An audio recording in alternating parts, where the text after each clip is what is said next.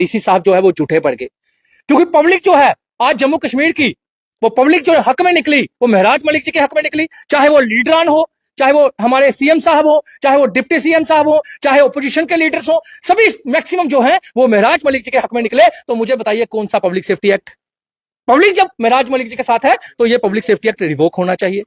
फिर एक भाजपा के भी सिर्फ 2% लोग ऐसे हैं जो महराज मलिक जी की एक वीडियो वायरल कर रहे हैं, जो एक मिलिटेंट का नाम यूज किया गया है उसमें। मैं आपको बता दूं वो असल मायने में बात क्या थी। उन्होंने ये कहा था एक ख्वारिज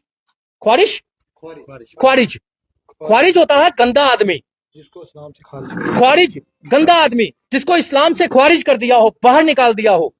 उन्होंने कहा कि क्या नाम था, बुरहान क्या नाम था उस चोर का, जो भी नाम था, उन्होंने कहा कि वो ख्वारिज, वो गंदा, वो बुरहान बानी, वो चोर, अगर वो बंदा कुछ गंदे लोगों में ब्रांड बन सकता है तो महराज मलिक जो है वो मजलूम की आवाज उठाकर, वो गरीब की आवाज उठाकर, 2019 की वो वीडियो है जब वो डीडीसी की तैयारी कर रहे थे, तो लोगों के लिए मैं पॉलिटिशियन बन के मैं ब्रांड क्यों नहीं बन सकता, उन्होंने ये बात कही थी। और उसी को गोलमोल करके आधे सेकंड की, कुछ सेकंड की वीडियो चलाकर उसको बदनाम करने की कोशिश की जा रही थी, जबकि एक गाली के ऊपर पीएसए लगा दिया गया, उसको छुपाने के लिए ये सब किया गया। तो मैं पूछना चाहता हूं, जो बीजेपी के स्पोक्स पर्सन ने एक ख्वारिज आदमी, अफजल गुरु जैसा गंदा आदमी जिसको फांसी लगा दी गई थी, पूरा देश खुश हुआ था, तो उसके ऊपर हमारे बीजेपी के स्पोक्स पर्सन ने यह बात कही थी कि उसको फांसी नहीं दी गई थी, उसका कत्ल हुआ था। ये हमदर्दी बीजेपी के स्पोक्स पर्सन ने उसके साथ बताई थी।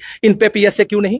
फिर उसके बाद डिप्टी सीएम, बीजेपी के नेता, बड़े नेता, उन्होंने भी ये बात कही। उन्होंने कहा कि बुरहान बानी, उसका इनकाउंटर नहीं हुआ चोर का, ख्वारिज का, हम उसको ख्वारिज कहते हैं, चोर कहते हैं। उन्होंने ये बात कही कि उसका इनकाउंटर नहीं हुआ, वो एक्सीडेंटल मौत थी।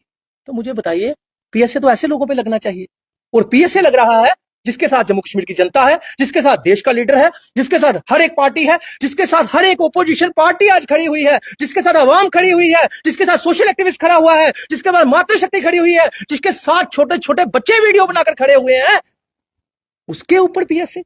तो ये जल्द से जल्द रिवोक करवाया जाए। और मैं एक चीज और कहना चाहता हूं, मैं अपील करना चाहता हूं जनता से कि पीसफुल प्रोटेस्ट कीजिए, कोई ऐसी गलत बात मत कीजिए। लेकिन वहां पर तो कर्फ्यू नाफिज किया गया है, लोगों को बाहर निकलने की इजाजत नहीं, कल सिर्फ 2 घंटे की छूट। आज भी गंदोह में इलेक्ट्रिसिटी बंद है, आज भी गंदोह में हमारे साथियों को उठाया जा रहा है, आज भी गंदोह में हमारे, मैं कह रहा हूं जिनका टच भी नहीं है हमारी पार्टी से, उनको भी ढूंढा जा रहा है और उठाया जा रहा है। वहां डर का माहौल है गंदोह में। और फिर कल डीसी साहब ये कहते हैं कि वहां पे बिल्कुल नॉर्मल हो चुका है, बिल्कुल नॉर्मल हो चुका है। और मीडिया को पहले ही बोल दिया जाता है क्वेश्चन मत करना, वरना ऐसा हो सकता है कि हमारी 4th पिलर ईमानदार मीडिया बिना क्वेश्चन करे रहे। आपने मेरे से 4 क्वेश्चन कर लिए, तो डीसी साहब से भी क्वेश्चन करना तो बनता है। भाई साहब, पीएसए लगाया किस चीज के लिए था? एक गाली के ऊपर वो माफी मांग सकते थे, एक गाली के ऊपर एफआईआर लग सकती थी, एक गाली के ऊपर इन्वेस्टिगेशन हो सकती थी। पीएसए कहां से आ गया? वो तो जनता ने आपको झूठा साबित कर दिया। हमें ऑनेबल कोर्ट पे भी विश्वास है, हमें अपने जम्मू कश्मीर की जनता पे भी विश्वास है, और हमें एलजी साहब पे भी विश्वास है कि वो कभी भी, सबने जान ऊपर वाले को देनी है, कोई भी गलत नहीं कर सकता, कोई भी एक निर्दोष इंसान को, मजलूम की आवाज उठाने वाले को इस तरह का कार्य नहीं कर सकता। इस तरह का बदनाम मत कीजिए। हमारे घर में भी बच्चे हैं, उसकी भी 4 बेटियां हैं। अगर आप किसी को गलत बदनाम करोगे, गलत इल्जाम लगाओगे, तो ऊपर वाला माफ नहीं करेगा।